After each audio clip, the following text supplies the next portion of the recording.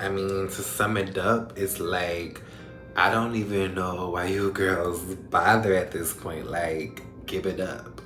It's her. But no, seriously, like, you're that girl. You're such an influence and such an inspiration to so many. So keep doing your thing. Like, keep shining your light. Like, we know it's good. Keri, I just want to say that I love you so much. I love the woman you are. And I love how we just kind of get each other all the time. I'm so very blessed to be your friend and to have you in my life. And I'm just always your biggest fan. Mom, and I just want to say, Keri, Mom is so proud of you. You are a risk taker. You are intuitive. You dance by the beat of your own drum, and you do not allow others to dictate how you're going to move and when you're going to do so. You keep pushing. You keep being you. You're going to go far.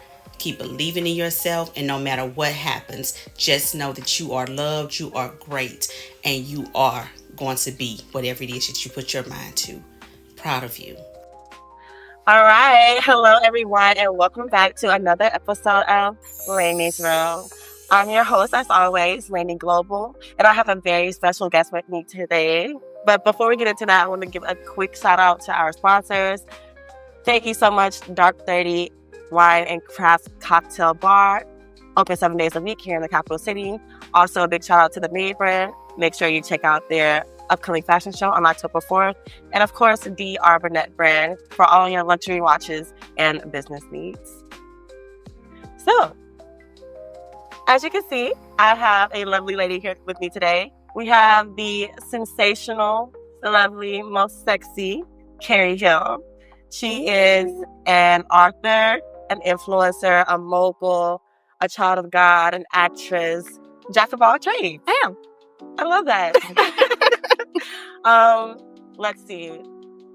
From millions of opinions and thoughts to over a decade in the game, she is basically a professional at what she does, and she is dominating her field. Please give a warm round of applause for the Keri Hill.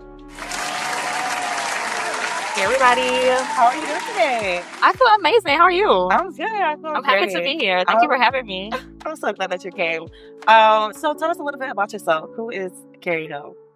Who is Keri Hill? Can I be honest? I hate this question. Me too. All the time. But my name is Keri. I'm 26. I'm from Baton Rouge. I'm an Aries, favorite color blue. I'm an only child. This is my twin for early on. I like twins. And I don't know. I love life. I love to travel, read, write, music. I love people. I love love. I'm just happy to be here. I'm happy to be alive. But no, I hate this question because I never know what to say. So I'm just saying things like I a like. question. Yeah. Okay, well, I'm going to piggyback off of something that you said. Okay. Because it's going to go into my next question. Okay. So I am curious, as most people are, about who you were as a child. Like, what were the type of things that you were into as a child? You said that you love to write, and I know that you love to write because you have written 3 books now, released 3 books, which have done very successful. The first one was A workbook. The first one was the workbook? I thought Oh, it was a poetry book. The poetry Yes. book. Not you know more than me. What was the name of that one again? Read Me with Care. Read Me with Care. Mhm. During the Carefree Keri era. What's a beautiful era. And then Present the Workbook, 10 out of 10. And the latest one, Lessons to My Lover. Yeah. Or Lessons to My Lovers. Lessons from My Lover. Oh, Lessons from My Lovers. Same thing. Okay. Okay, so with you being so young when you dropped your first book, how old were you? 17? In high school, right? Yeah. So how was that? Like, I mean, it wasn't nerve-wracking. It wasn't hard. I feel like during that time, I was just an emotional wreck and I was going through my first heartbreak. So for me, it was just more like a release. And I love to write anyway. And so I was just like, I didn't think much about it, honestly. I was like, I just need to feel better. And for me, it was just something that made me feel better. But that ended up turning to be a profit for you. Like, people actually was reading and buying the books in high school. Like, did the profit that you made from that influence you to become a media personality, or influence you to start traveling, or How did that connection happen? Not necessarily. I think that I've always just been me. And to go back to your previous question of how I was or who I was as a child, I feel like I was very shy as a child, very timid. I always wanted to be under my mama, always crying all the time. But I do think the things that I love now, I always had a love for because it's things that my mom loved, it's things that my family loved. And so I also grew to love these things like writing, reading, music, things like this. But I've very much always been myself from a young age. I knew who I was. I've always been very confident. And so when it comes to everything else that I started to dive in, I think it was just a means for me to express myself. And I just wanted to show the world who I was and share my thoughts and share who I was. So I don't think it was ever about the profit or the money or anything like this. It was just more so like, this is something I enjoy doing. I love creating. I love expressing, and I want to share it. I love that. Yeah. I love that. So, okay, we're going to come back to that, but let's fast forward a bit. So, I need to know, when did you start traveling heavily? Or like, what was the point in time where you said that I want to do this as a lifestyle? Honestly, I don't feel like I'm an experienced traveler. I think people have this perception or that perception of me, but I'm not that well traveled. I haven't been to that many places. Like, I've been open to it and I strive to do it, but I've only been to five countries. And I say that lightly because a lot of people have not been to, one country outside of the United States. But for me, travel is so much more than that. So maybe I'm just shortchanging myself in my journey. But I don't know. But I will say I always had a love for, like I said, I love life. I love being alive. I love the world. So I remember I saw a magazine in the store, and it was like one of those travel magazines about like all these places you can go to and the prices they cost and things like this. And I really wanted it. And I told my mom I wanted it. And she said, I'm not buying it for you. And so one day she surprised me with it. And I was like, oh my gosh, like I cannot wait to, I love my mom. And I was like, I cannot wait to go to this place, that place, whatever. So I've always had like a love for or an interest in seeing the world. But it was approaching my 18th birthday. And I wanted to go somewhere. I had never been on a flight. I had never been out of the country. Really? Yes. So your first flight was at 18? Yes. Wow. Okay. Yes. And so I was like, I want to go to Greece. And so I was planning out this Greece trip and I was writing all these things down. And I was like, okay, but how am I really going to do this? Like, is this really feasible? And so the more I looked into it, I was like, I'm not going to be able to do Greece. So I went online and I was like, well, maybe it would be easier if I travel with someone. I went on a travel forum and I found this girl. She was like, I'm traveling to Spain and I'm traveling to Morocco. Does anyone want to join? And I'm like, girl. So you went across the world with strangers from the internet? Yes. And it was an experience. That's so bold, though. I love that, because if you never did that, then where would you be now? Yes. And it's one of those things that like I'm just so glad I did that and had the opportunity to do so, because yes, it did change my life. So you weren't scared at all? No, I've never been like a person that is just scared. I think I'm very observant. I'm very cautious. Like, I don't go into things just like nothing can happen to me. Everything is just, the world is just a nice place, you know? Yeah. But I feel like my discernment is strong. I feel like my intuition is strong, and I just didn't feel bad about it. And it was not a bad experience at all. So, I love that for you. Yes. So, okay, you said you went to Morocco. What were the other 4 countries that you went to? I've been to Morocco, Portugal, Spain, Italy. That's it. Okay. Yeah.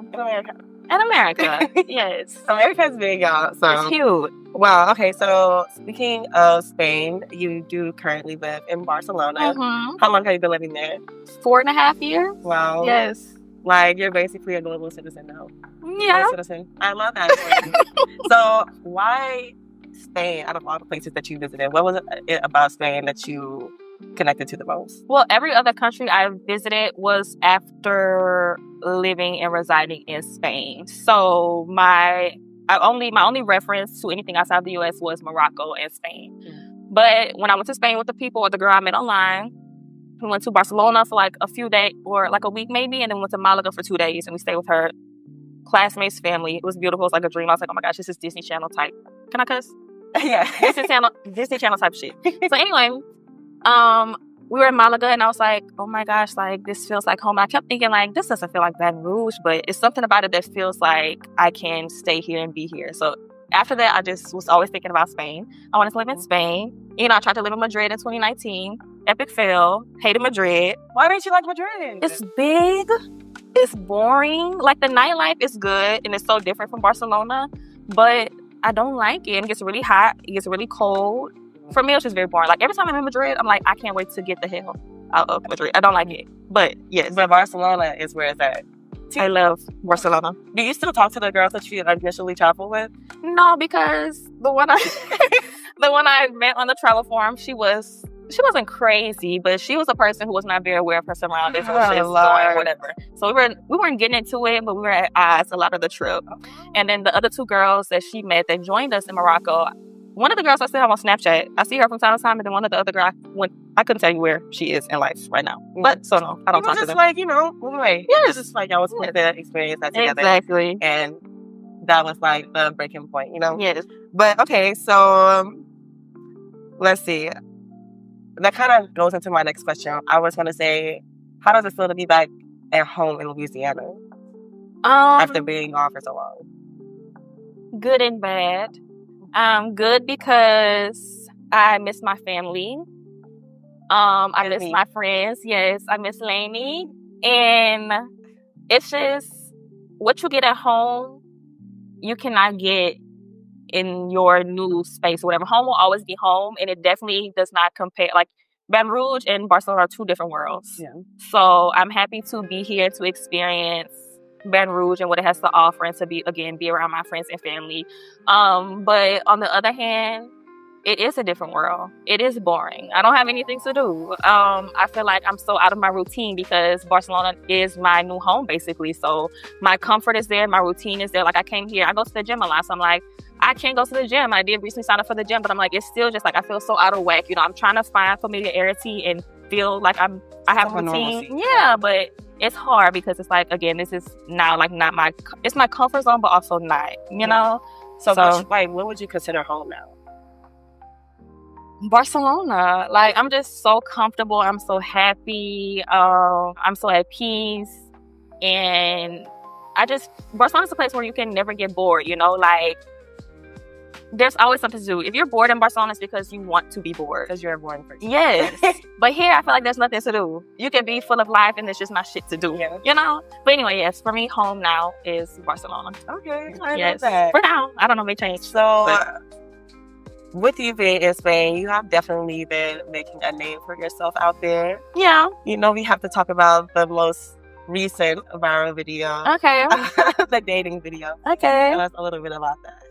I didn't think that much of it. Like, when I made it, of course I was thinking this is gonna do numbers. People are gonna be like, what this bitch got going on? I'll see what she doing, whatever. But I didn't think it would get as much traction or talk that it did. And that is maybe TikTok was blowing up, Twitter blowing up, YouTube, everything. YouTube, and I was like, was it that serious? People are making reaction videos to like, I didn't expect that. Like, I didn't expect numbers, but I was like, okay, this is more than what I thought would happen.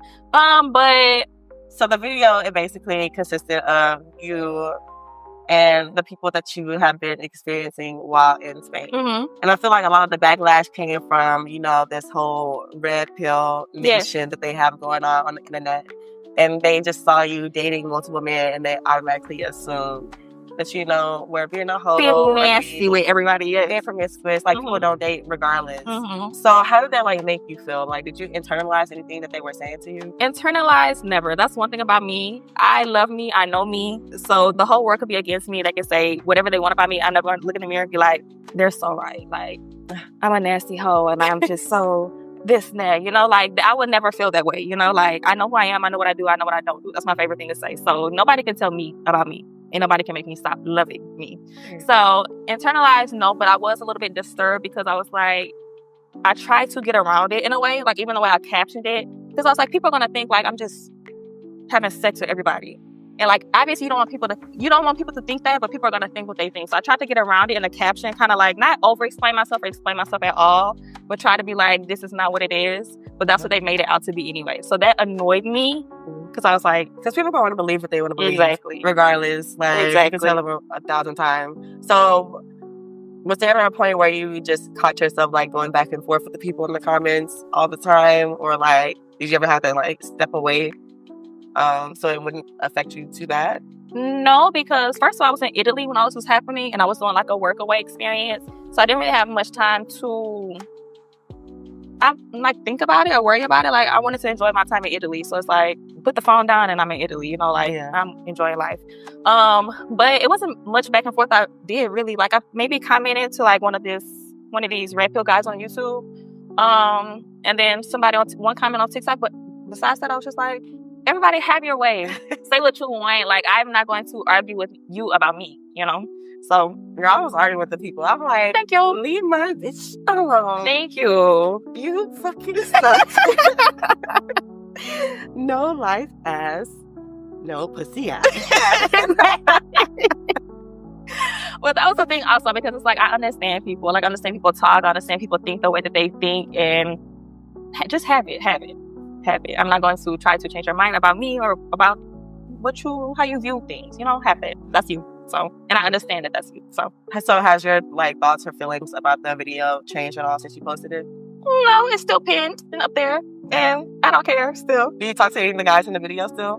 No, I'm not at odds with any of them, but they all get on my nerves. Except one of them, very sweet guy, but we just don't have a lot of chemistry. Cue the video here.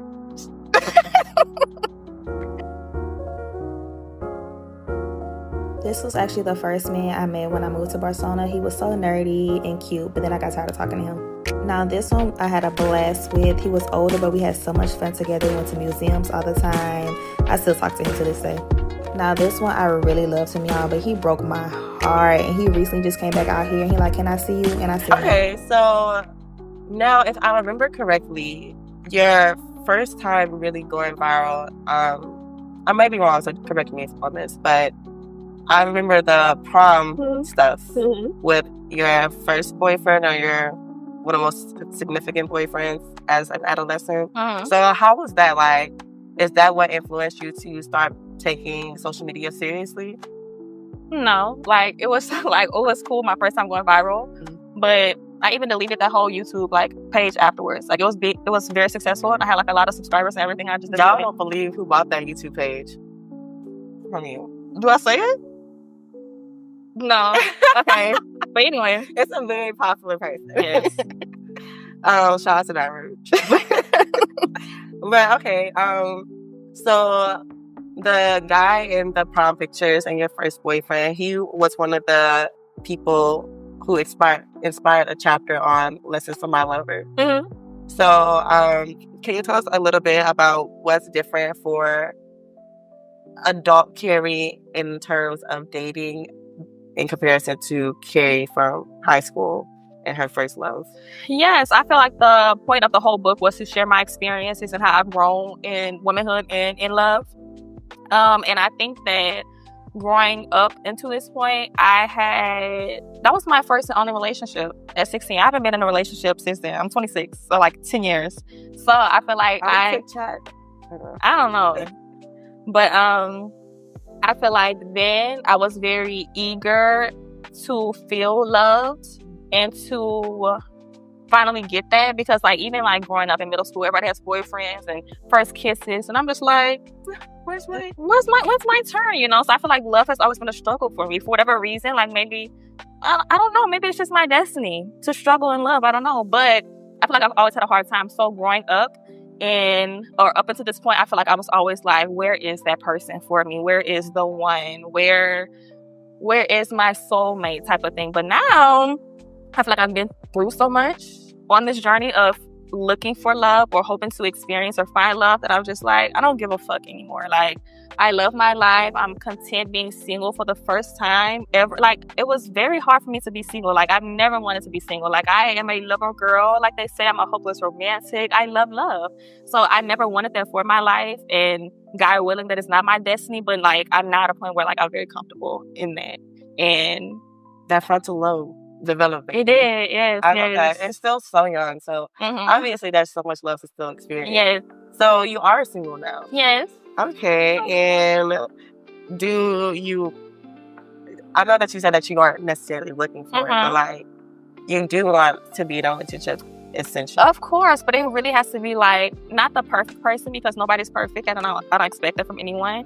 But I feel like I'm such a special person, and hopefully everybody feels that way about themselves. But I truly feel like I'm such a special person that it's going to take a very special person. Yeah. Or there's a special person for me. Not that many special men. No. So. So, okay. What would you... They don't have to be perfect, but like, what are some of the qualities that you look for in a partner? The man or partner, they have to be confident, family-oriented, spontaneous, thoughtful, creative. They have to be very secure in themselves, because just me, as who I am, I feel like I can make people very uncomfortable just because I don't give a fuck and I'm so mean. I don't care what people think. So I think they have to be very secure in themselves, especially the way I carry myself, my whole sexy thing, you know. A lot of men can't take that. It's very intimidating. It is very intimidating. So, yes, and they have to be growth-oriented. Like, they don't have to always be striving for more money, but just striving to be a better person, or if they have a hobby, to be a better cook. Or should they have money, though? Yes, they definitely should have money. They don't have to be a millionaire, billionaire, but yeah, have some, at least be a little secure. Yeah, no Pokemon cards. No. So okay, so speaking of your whole brand, we're gonna talk about that a little bit more in depth. But has your online presence ever affected your relationships in real life?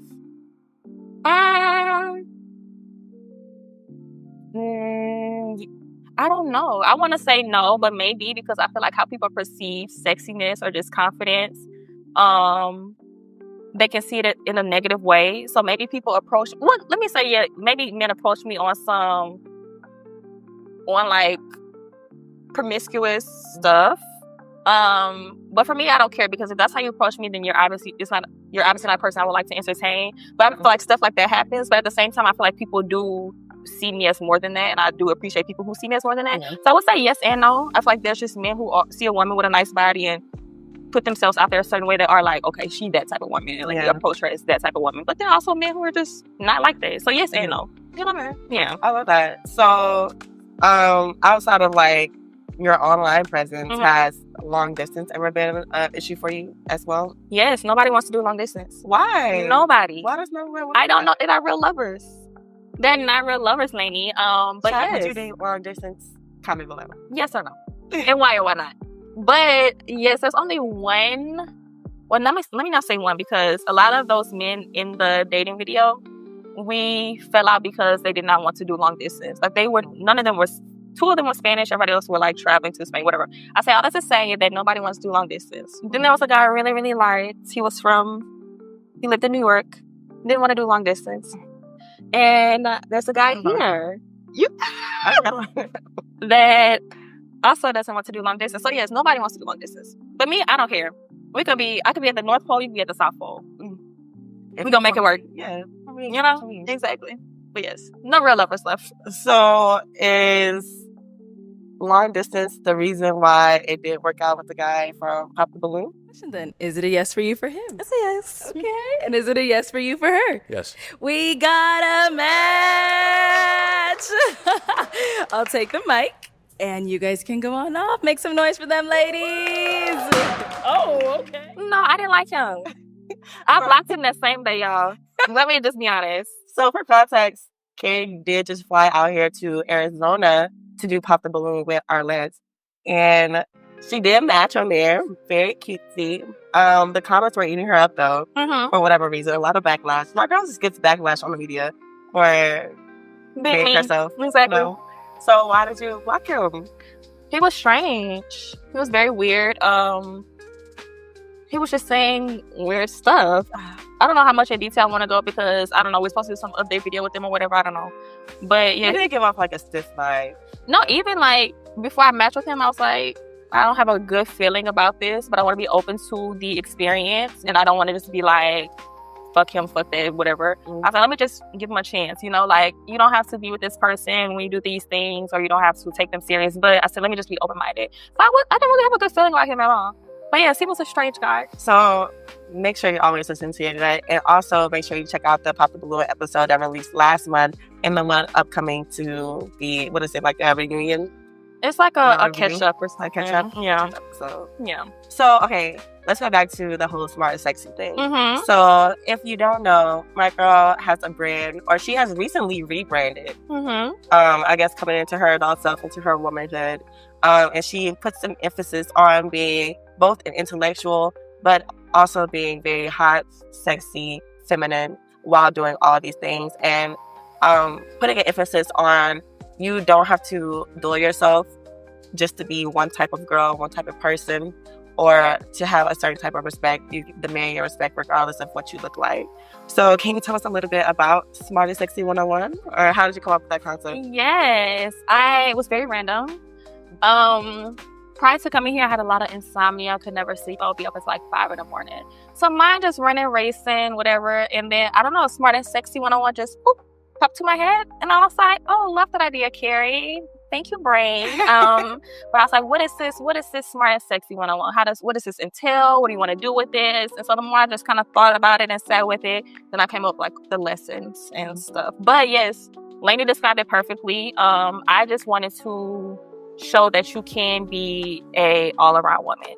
You don't have to just be smart and modest. You can be smart and sexy. You don't have to be sexy and promiscuous. You can be sexy and whatever. You just stoic. It's stoic. You can be an all-around woman. You don't have to be this one thing, and you don't also have to try to be this one thing to be acceptable either.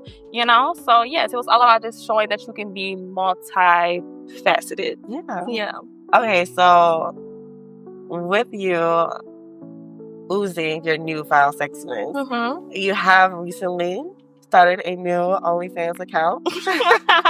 Yes, literally recent as of yesterday. So, tell us why you made it. Because I feel like the things I was posting on Instagram, they're sexy, revealing, yes.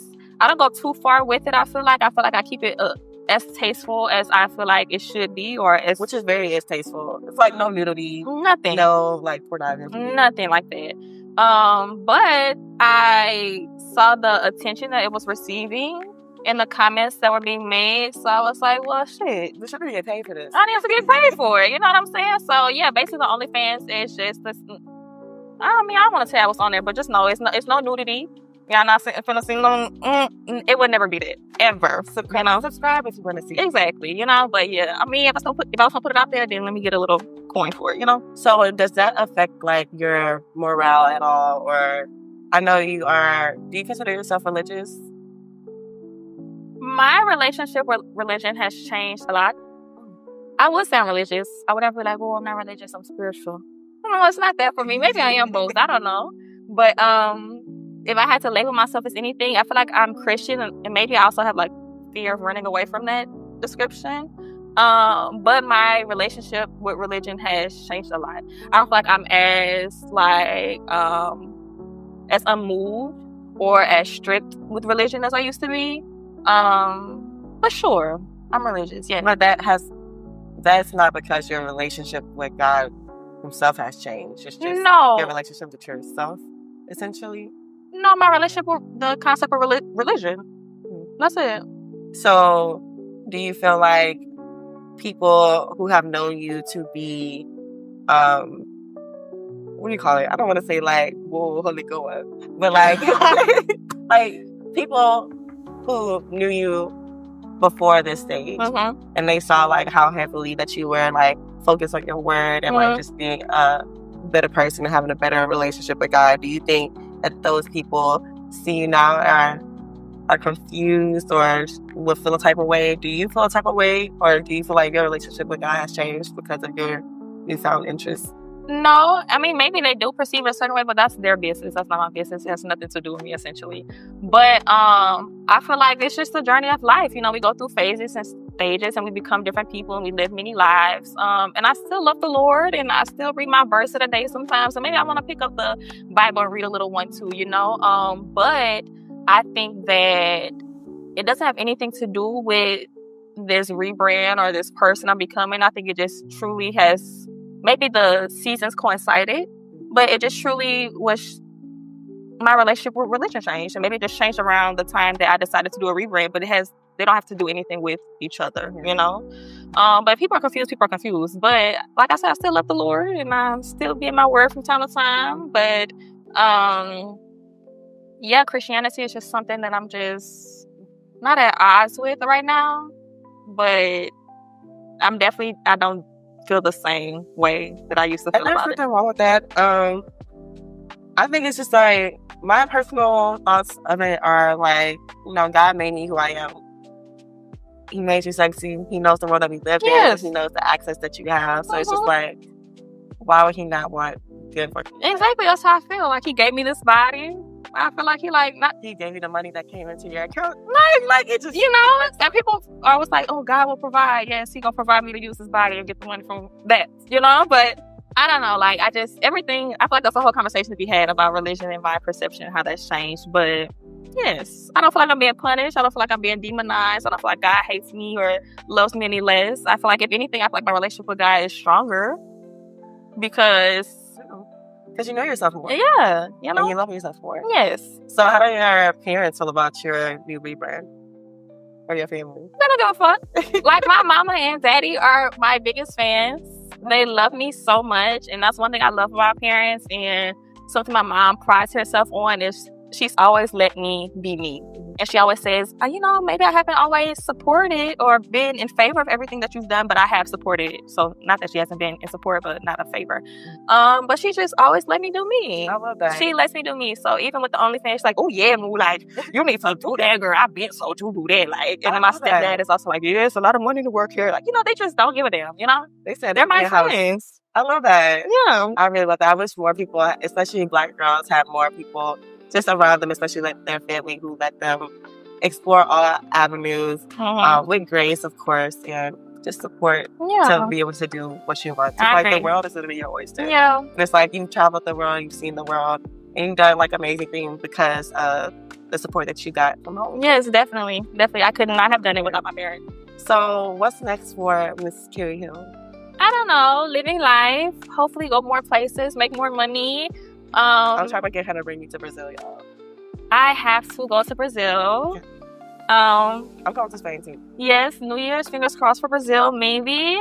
But yes, I just want to continue to see the world, continue to experience life and love and people. I want to continue to grow my Smartest Sexy and just continue to dive into my hobbies, continue to learn myself and explore myself. And yeah, I think right now I'm just taking it day by day, honestly, because life is lifing. And so yeah, I'm just taking it day by day, but I have so much to complain about, but I try not to. So yeah, I don't know what's next, but I'm open to life. I'm open to whatever life has for me, whatever God has for me, but I can't focus on the things that I do have right now. And that's like I said, my hobbies and my Smartest Sexy and just being alive, you know? I love. Well, is there anything else that you want to say before we wrap this up today? Not necessarily. Shout outs or shout out to Laney. Thank you for having me. I love Laney so much. Shout out to all my friends, my parents, like I just said, for loving me and contributing to me being the person that I am. Shout out to everybody who loves me. If you love me, I love you more. Shout out to everybody who hates me. If you hate me, I still love you. And that's what they don't understand. That's what they don't understand. Clock that. T. But yes, I just want to encourage everybody to be themselves. Don't give a fuck about what anybody thinks. And if you give a fuck about what people think, continue to tell yourself that it doesn't matter. Like, even if you have to repeat it and practice it over and over, just make sure that you're living life to the fullest and doing everything that you want to do and that feels right to you. Bitch, if you want to be sexy, if you got it, flaunt it and don't care what anybody says about it. And yeah, live, laugh, love. I love that. Everybody give us a hand of applause for Keri Hill. Yes. Cheers, Diva. Awesome. And make sure you stay tuned for a special guest performer at the end of the episode.